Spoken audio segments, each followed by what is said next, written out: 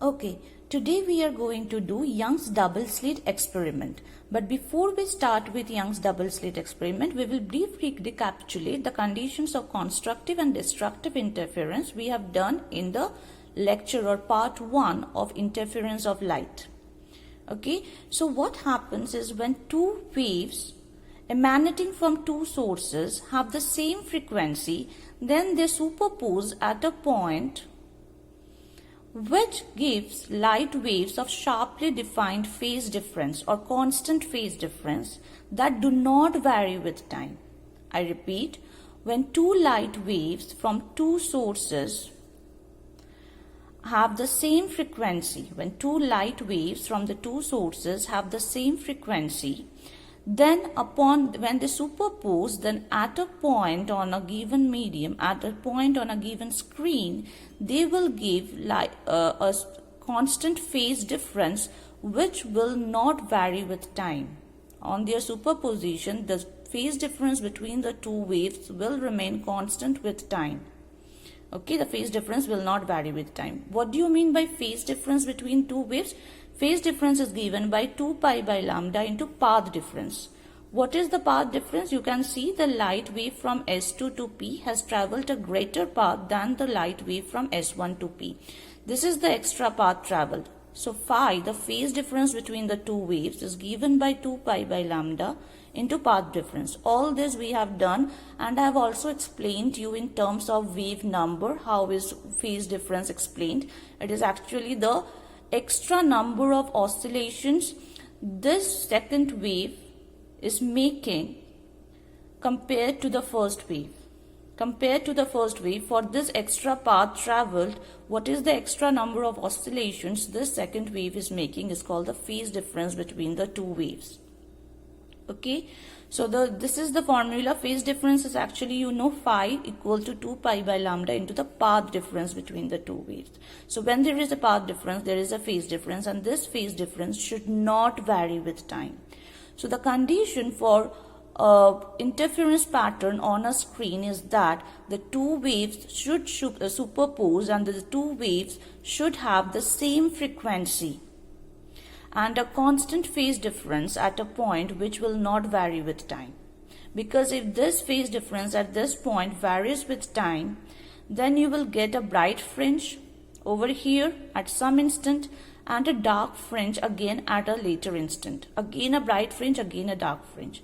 The phase difference changes means the intensity of the light changes.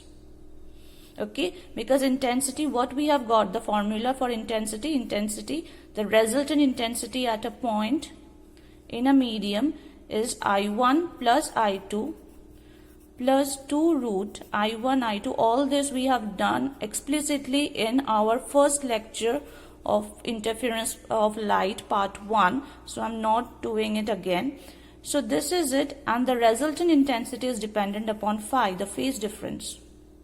So depending upon the phase difference, the light will be bright, there will be an intense light, a bright fringe, or depending upon the minimum value of cos phi, there will be a dark fringe.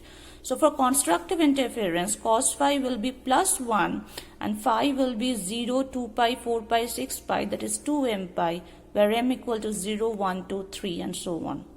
Or the path difference S2p minus S1p,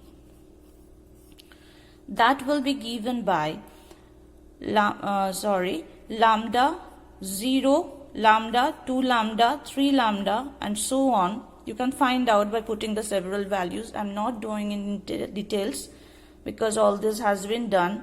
Okay, so when the path difference between the two waves is 0 or an integral value of lambda, then the two waves meet constructively and produce a bright band. Similarly, when the path difference between the two waves is an odd multiple of lambda by 2, odd multiple of lambda by 2, for destructive interference it is an odd multiple of lambda by 2. The path difference S2p minus S1p, or you can write S2p minus AP, is the same thing because AP and S1p are of same length. Okay, that is an odd multiple of lambda by 2, that is lambda by 2, 3 lambda by 2, 5 lambda by 2. For all this path difference between the two waves will meet destructively and will produce a dark band over here. But whatever is the case, the phase difference at a particular point should remain constant for all times to come. Okay, that should not vary with time. That is the one of the necessary condition for sustained interference pattern. Another condition for sustained interference is that the amplitude should be nearly equal. Why do they say like this? The amplitude should be nearly equal because you see here IR is equal to, in the place of I1, can I write A1 square? In the place of I2, can I write A2 square? Where A1 and A2 are the amplitudes of the waves, plus 2 A1 A2 cos phi. Now when the resultant intensity is maximum, then it is cos phi will be plus 1. It is A1 plus A2 whole square. Okay, and when IR minimum intensity, cos phi will be minus 1. Then because you can see amplitudes of the two waves are same, will remain constant. The resultant intensity only varies with phi. And phi is there, the phase difference between two waves is there because there is a path difference between the two waves. This wave is making an extra number of oscillations for this distance. Okay, so IR mean is A1 difference A2 whole square. Now if the amplitudes, the necessary condition for sustained interference, another condition is the amplitude should be equal or nearly equal. Why do they say that? If the amplitude, one amplitude, suppose I'm taking one amplitude 1000 and another amplitude 1, then how much it is coming? And again I'm taking one amplitude 1000, another 1, then how much? It's nearly equal. It's nearly equal. It's 1001 whole square, it is 999 whole square. It's nearly the same. Okay, so this IR max will produce the bright fringe and IR min will produce a dark fringe. Will the intensity of these two points differ much? No, they won't differ much. So you will not get proper dark and bright fringes, alternate dark and bright fringes. Alternate dark and bright fringes will be there, but the intensity, you cannot distinguish between the dark and bright fringes, because their intensities are nearly the same. So that is why if I take their amplitudes to be equal, say equal I'm taking, then IR max will become A plus A whole square, that is 4A square, and IR min, what it will become? A minus A whole square, that is 0. So the intensity is 0 at some points, which will produce dark fringes. Intensity is maximum at some points, which will produce bright fringes. Okay, and in Young's double slit experiment, the fringes are of equal width. Interference pattern produce fringes of equal width. Okay, and the bright fringes, all the bright fringes are of equal intensity. All the dark fringes are totally dark. You may write down the points. For interference pattern. First is all the fringes are of equal width.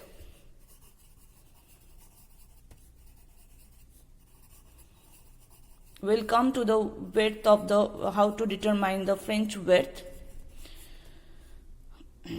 And second point is all bright fringes are of equal intensities and all dark fringes are totally dark. And the third point is the interference pattern consists of alternate and symmetrically placed bright and dark fringes on either side of the central bright fringe. The central fringe will be a bright fringe. So on either side of the central bright fringe, there is alternate and symmetrically placed bright and dark fringes.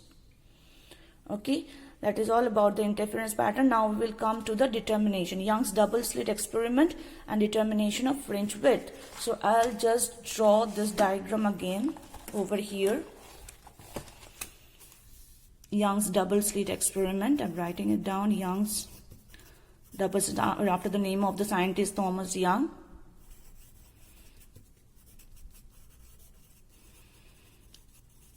Okay, Young's double slit experiment.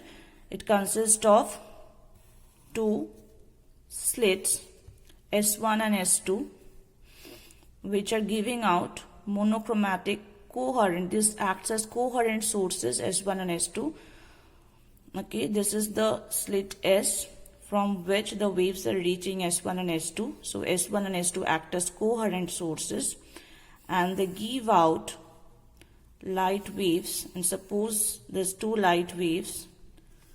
They give out light waves of same frequency, and they superpose, these two light waves superpose at the point P on the screen to produce a bright band, emeth bright band. Say. This will give you the central bright band at the point O. Okay, there will be a central bright band at the point O. Can you tell me why will there be a central bright band at the point O? Because there won't be any phase difference between the two waves.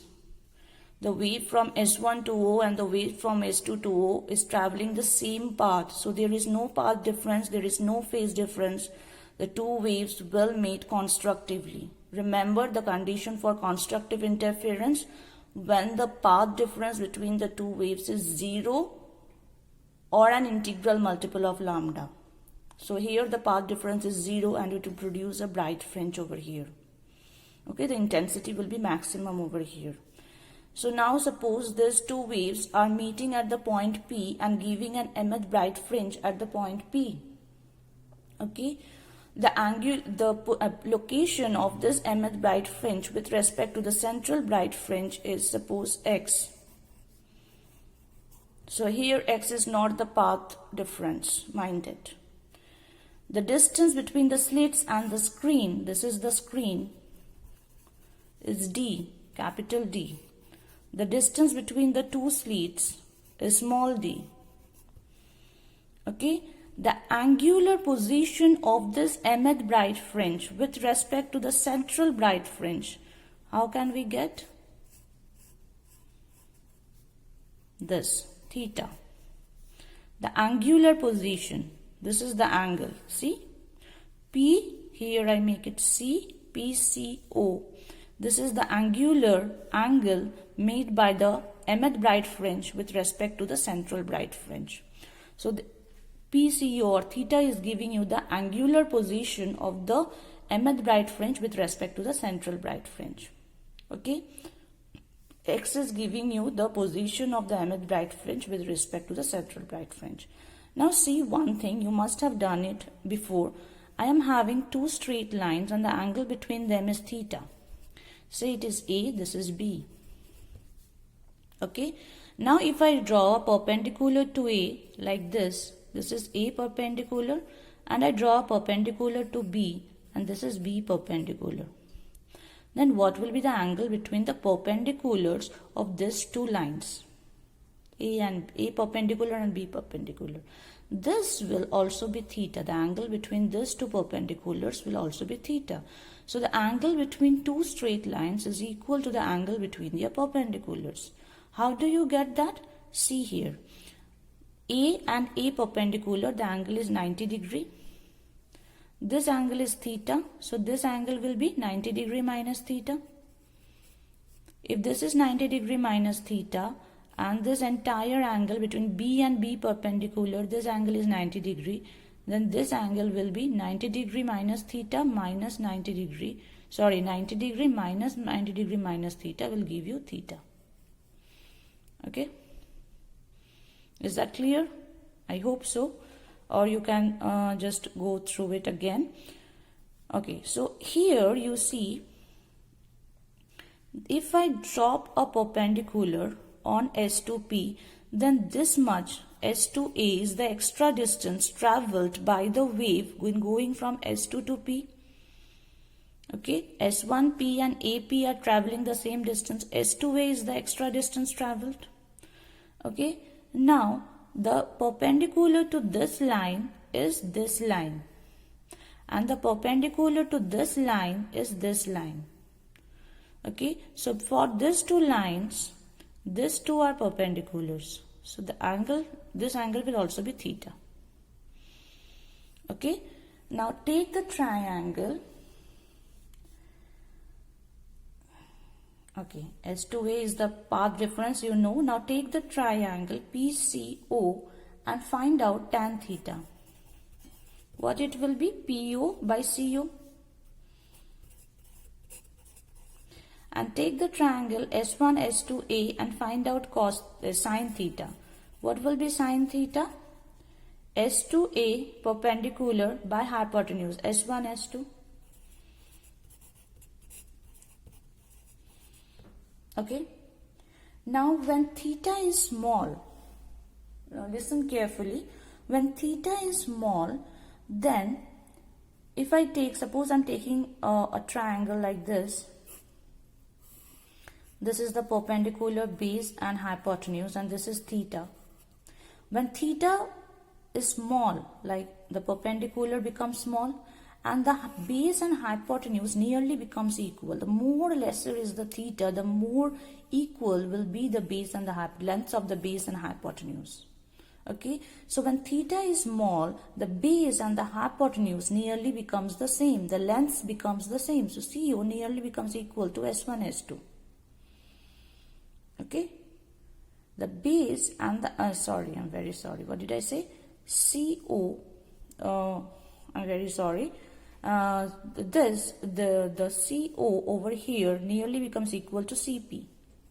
Okay, or S1, S2, the hypotenuse nearly becomes equal to S1A. So whatever is this sine theta and tan theta, this is tan theta. So when I say that their length becomes the same, the length of the base and the length of the hypotenuse becomes the same, then sine theta we can write. I once again explain it. When theta decreases, the length of the hypotenuse and the base becomes equal. Okay, so whatever is the value of sine theta for this triangle, the same will come the value of cos theta for tan theta, because sine theta is perpendicular by hypotenuse and tan theta is perpendicular by base. When hypotenuse and base lengths becomes equal, then sine theta nearly becomes equal to tan theta. Okay, so for small theta, sine theta is equal to tends to tan theta tends to theta. Okay, you can measure it in your calculator. You keep theta in radian, and you see for smaller values of theta, sine theta and theta are the same. Similarly, tan theta and theta are the same.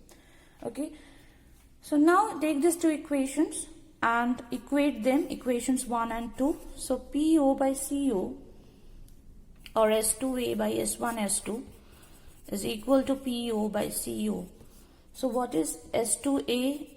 Is the path difference. What is S1, S2? That is the distance between the two slits, that is denoted with small d. What is PO? That is the distance of the mth bright fringe, or location of the, distance of the mth bright fringe from the central bright fringe, that is x. And what is CO? The distance between the slits and the screen, that is capital D. Okay, so the path difference, what is the path difference? S2A. So the path difference S2A is xd by d. This is the path difference. Now what do we know for constructive interference? For a bright band over here, this path difference should be 0, either 0 or an integral multiple of lambda. We have done it. For constructive interference, the path difference between the two waves should be interfering at a point should be 0 or an integral value of lambda, integral multiple of lambda. So here the path difference will be equal to xd by d for constructive interference for bright fringes. Xd by d will be equal to m lambda, where m is equal to 0, 1, 2, 3 and so on, or x is equal to so what did I write? Xd by d equal to m lambda. You know xd by d is the path difference between the two waves. So So x is equal to m lambda d by d. Okay, this is the position of the distance of the mth bright fringe from the central bright fringe is given by this. The distance of the mth bright fringe from the central bright fringe is given by this. So distance of the first bright fringe from the central bright fringe, to find the distance of the first bright fringe from the central bright fringe, you just make it 1 lambda d by d. For the distance of the sixth bright fringe from the central bright fringe, it is 6 lambda d by d. Okay, so that is it. And now I want to find out the fringe width. Okay, before I find the fringe width, I find the position of the dark fringes. Position of dark fringes. For this is the path difference. So for dark fringes, what is the path difference? It is an odd multiple of lambda by 2, 2m minus 1 lambda by 2, or x is equal to 2m minus 1 lambda d by 2d, or you can write m minus half lambda d by d. Okay, that is the position of the distance of the mth dark fringe from the central bright fringe. From the central bright fringe, this is the distance of the mth dark fringe. Now fringe width, what do you mean by fringe width? It is the distance between two consecutive bright fringes or two consecutive dark fringes. Okay, so in interference pattern there is bright fringe and there is a dark fringe, there is a bright fringe and there is a dark fringe, and there is a bright fringe and there is a dark fringe. So alternate bright. So this distance is the fringe width, the distance between two bright fringes, or this distance is the fringe width, the distance between two dark fringes. Okay, now how do you get fringe width? For mth order bright fringe, xm is given by m lambda d by d. For m plus 1th, the next bright fringe, suppose this is mth order bright fringe, then this will be m plus 1th order bright fringe. So xm plus 1 will be m plus 1 lambda d by d. So what will be the fringe width? That will be xm plus 1 minus xm. It is denoted with beta. And xm plus 1, the m plus 1th bright fringe minus mth bright fringe. That distance will give you this distance will give you the fringe width. So it is coming out to be lambda d by d. Okay. Similarly, you can find out the distance between two consecutive dark fringes by making it m plus 1 minus half lambda d by d and m minus half lambda d by d for xm plus 1th dark fringe and xmth dark fringe. Okay, you will get the same fringe width. Okay, the fringe width between two bright fringes is equal to the fringe width between two dark fringes. Okay, the fringe widths are the widths of the fringes are the same. Now coming to, if I suppose this is the expression of the fringe width. So what are the factors on which the width of a fringe depends on? It depends upon the wavelength of light. It depends upon the distance between the slits and the screen, and the distance between the two slits, small d. It depends upon lambda, the wavelength of light. It depends upon capital D. What is capital D? The distance between the slit and the screen. And this depends upon inversely depending upon small d. Okay, inversely proportional to small d.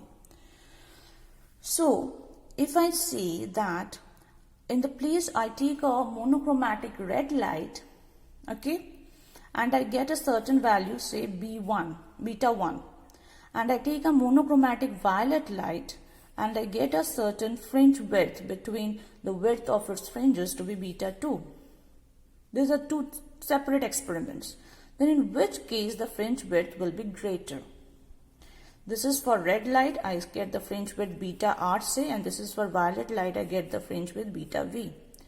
Then in which case the fringe width will be greater? Beta r will be greater than beta v. Why? Because wavelength of red light is greater than wavelength of violet light. Okay. Similarly, if I increase the distance between the slit and the screen, if I increase this d, then beta will increase. And if I decrease this d, the distance between the slits are decreased. See, it is in the denominator. So if this is decreased, small d is decreased, then beta will increase. Now what will happen to the fringe width if I place the entire apparatus of Young double slit experiment in water? Now, refractive index of water, it is given by speed of light in vacuum by speed of light in water. Okay. Now, how is speed of light related to wavelength? Speed of light is f lambda, f being the frequency of the wave. So, c equal to f lambda or nu lambda, whatever you want to take as the frequency. And vw is the velocity of the light in water, and that is equal to f lambda prime. Frequency does not depend upon the medium, it depends upon the source of light. Since the source of the light is the same, frequency will remain the same, and moreover we have taken coherent sources. Okay, so it is lambda, and take it lambda omega, lambda w, sorry, water. Lambda by lambda w is equal to n, or lambda w is equal to lambda by n. So wavelength of the light decreases when it is in water, decreases by a factor n. Okay, decreases when it is in water. Wavelength of light decreases when it is in water or in any other medium than when it is in vacuum. Okay, so if wavelength decreases, then what will happen to the fringe width? The fringe width will decrease.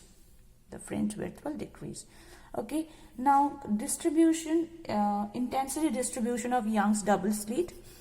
You are having intensity versus distance from the central bright fringe. This is intensity, and I have shown you intensity is equal to 4a square. Somewhere I have shown you intensity, maximum intensity is equal to 4a square. Yes, and minimum intensity is equal to 0. So we will take two light waves having same amplitude. So here, first you will get a central bright fringe, then a dark fringe, then a bright fringe. Oh, it has stopped working. Then a dark fringe, then a bright fringe again. Okay, see the intensities are the same. The bright fringes, intensities of the bright fringes are the same, and intensities of dark fringes are totally dark. Similarly over here, I say that fringes will arrange themselves alternately, and bright and dark fringes will arrange themselves alternately and symmetrically on both sides of the central bright fringe. Okay, so at what positions you get bright fringes? For at 0 you get, means 0 or an integral multiple of lambda. This is the distance x in both direction. Okay, 0 or integral multiple of lambda. So this is lambda, this is 2 lambda, and so on, and this is lambda by 2, this is 3 lambda by 2, and so on. So this is again minus lambda by 2, this is minus 3 lambda by 2, this is minus lambda. This is a negative. Minus doesn't mean minus of the wavelength. It is just means that it is in this negative x-axis. It does not means negative wavelength. No. It is in the negative x-axis. Okay, now we will be doing the numericals. Okay, here we are having a numerical. In Young's double slit experiment, light of wavelength 5000 angstrom is used. The third bright band on the screen is formed at a distance of 1 centimeter from the central bright band. If the screen is at a distance of 1.5 centimeter from the center of the two slits, calculate the separation between the two slits. Okay, so what all information is given? You are given lambda equal to 5000 angstrom. You are given the distance of the third bright band from the central bright band, that is 1 centimeter. That means you are given x, and x is 1 centimeter. Remember, x is the distance of the third bright band from the central bright band. Okay, that is given 1 centimeter. Now, distance between the slits and the screen is given 1.5 meter. So you have to find the separation between the two slits. So what you will do here, lambda is given 5000 angstrom. Okay. D is asked. Capital D, the distance between the slits and the screen, is given 1.5 meter. And X is given m lambda D by D. X is given how much? 1 centimeter. That is 10 to the power minus 2 meter. Okay. M is the mth brideband. So it is the third brideband, distance of the third brideband from the central brideband. Okay. So 3 lambda D by D. Okay. And let us put the values. 3 lambda is 5000 angstrom. That is 5000. I'm changing into meter. That is minus 10. Into D, capital D is 1.5 by small d is asked. Okay. So D, small d, if you solve it, it will come to around 22.5 into 10 to the power minus 5 meter. It is calculated. It was calculated. You just calculate it and find out the value of. You can keep it in meter. You can better you keep it in meter in SI unit. Okay. So this is what you are going to get. Now next we will do another numerical. Now, the next numerical is, in Young's double slit experiment, the wavelength of light used is 6000 angstrom. So, lambda is equal to 6000 angstrom. The distance between the two slits is 1 meter. You have to find out the distance between the first dark fringe and first bright fringe. Okay, it is something like this.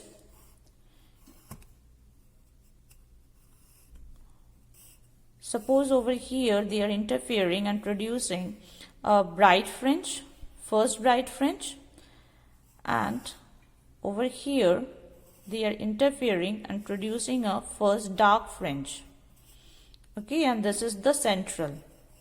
After central, the first dark fringe and the first bright fringe. You have to find the distance between these two. Okay. So we know the position of the mth bright fringe from the central position of mth bright fringe from the central bright fringe is given by m lambda d by d. So position of first bright fringe from the central bright fringe is given by 1, in the place of m it will be 1 lambda d by d. Okay. Similarly here, position of the mth dark fringe from the central bright fringe is m minus half lambda d by d. We have done it. So position of first dark fringe xd will be equal to, in the place of m I'll put 1. So 1 minus half, that is half, that is lambda d by 2d. So now you have to find the distance between these two. How you are going to find? The distance of this from here, that is xb. From O to B is xb, from O to D is xd. So xb minus xd will give you bd. So bd is equal to xb minus xd. That is lambda d by 2d. Now lambda we know that is given 6000 into 10 to the power minus 10 meter. You change it into meter. The distance between the, what is asked? The distance between the slits and the screen. The distance between the slits and the screen, the distance between the two slits. Where is the distance between the slits and the screen? Okay, the distance between the slits and the screen is 1 meter. I forgot to write that down. The distance between the slits and the screen is 1 meter. And the distance between the two slits is 0.05 centimeter. That is why I wonder how can D be so large. It is 0.05 centimeter. And D, the distance between the slit and the screen, capital D, is equal to 1 meter. And this small d, the distance between the two slits, S1 and S2, is 0.05 centimeter. Okay. So D is 1 meter. So this is lambda, that is 6000 angstrom, 6000 into 10 to the power minus 10 meter into 1 by 2 into d, small d is 0.05 centimeter into 10 to the power minus 2, that will come out in meter. So whatever you calculate this and find out in meter in SI units, we will do the next numerical. Okay, In this numerical, in Young's double slit experiment, the intensity at a point is 1/4 the maximum intensity. The angular position of the point is sine inverse lambda by d, sine inverse lambda by 2d, sine inverse lambda by 3d. Which one of the option is correct? Okay, so let us try the intensity at a point. So resultant intensity, we know the resultant intensity is equal to I1 plus I2 plus 2 root I1 I2 cos phi. Root I1 root I2 cos phi. Okay. Now let us assume that the two waves have the same intensity. So it will become I plus 2 I root I 2I cos phi. Or you can write 2I common, you can take 1 plus cos phi. You know phi, right? It is the phase difference. This is the equation of the resultant intensity of two interfering waves of intensities I1 and I2 at a point. Okay. So this is the resultant intensity at that point. Okay. So phi is the phase difference between the two waves. So 1 plus cos phi, can I write it into 2 cos square phi by 2? So 4I cos square phi by 2, that is IR. Okay. Now for maximum constructive interference, for constructive interference pattern, cos phi, or rather phi is equal to 0, 2 pi, 4 pi, remember? Okay. So what will be IR? IR will be equal to 4I. IR will be equal to 4I, okay, for constructive interference, or Imax. IR will become Imax. The resultant intensity at a point for these values of phi will become Imax. And that will be equal to 4I. Okay. Now IR, what can I write? IR equal to, in the place of 4I, I can write Imax cos square phi by 2. Now in my question, the intensity at a point is 1/4 the maximum intensity. So the resultant intensity, the question says the resultant intensity is 1/4 the maximum intensity. That is given. This is given. So in the place of resultant intensity, I write Imax by 4 is equal to Imax cos square phi by 2.